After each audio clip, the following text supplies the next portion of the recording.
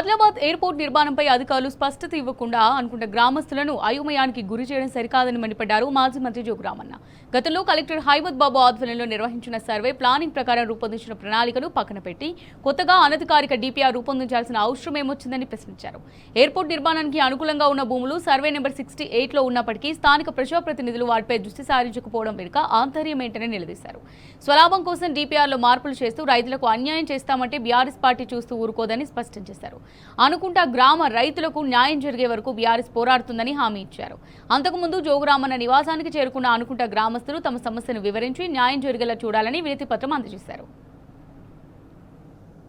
Airport సమైనటువంటి విషయంలో ఈరోజు అనుకుంటా గ్రామానికి సమైనటువంటి భూములు కోల్పోయేటటువంటి రైతులందరూ కూడా నా దగ్గర రావడం జరిగింది.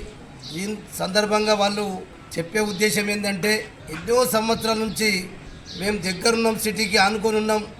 ఇలా వాళ్ళందరి బాధ ఏంటంటే ఎయిర్పోర్ట్ కావాలా, ఎయిర్పోర్ట్కు అవసరం ఉన్నటువంటి భూములు కూడా ఉన్నాయి.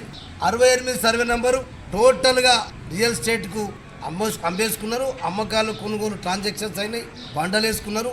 అది చెలుక భూమి, ఇదేమో మంచి పంటలు వండే భూమి, నల్లరేగడి భూమి. కాబట్టి 600-700 ఎకరాలు 68 సర్వే నెంబర్. కాబట్టి ఇలా ఒక ఊరు వద్దని ఇంకొక ఊరు తీసుకోవాలి కాదు. గతంలో అహ్మద్ బాబు ఉన్నప్పుడు చేసినటువంటి సర్వేలో ఏం తప్పు ఉంది. ఇప్పుడు ఎందుకు ఈ రకంగా మారింది అంటే అది చాలా రకరకాల కారణాలు ఉన్నాయి. మరి ఇక్కడ స్థానిక ప్రజాప్రతినిధులు నాయకులు ఎవరైతే ఉన్నారో మరి వాళ్ళు కూడా దేనికి లొంగిపోయి మరి ఈ రకంగా ఇటు అనుకుంటాకాయి ఈ ప్లాన్ని మార్చిండ్రో, ఎందుకు మార్చిండ్రో డీటెయిల్స్ కూడా రాతపూర్వకంగా కలెక్టర్ గారికి ఇస్తాం. అందుకొరకే ఇది తక్షణమే ఆపండి.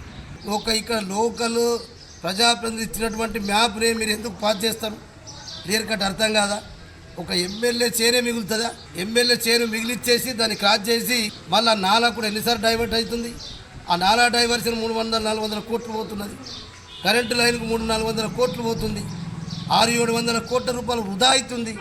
అనవసరం సోషల్ మీడియాలో మేము 49 లక్షలు ఇస్తున్నాం, 50 ఇస్తున్నాం, అనవసరం రైతులని ఆందోళనకరంగా మీరు తయారు చేస్తూ ఉన్నారు. అది పరిస్థితి బాగుండదు.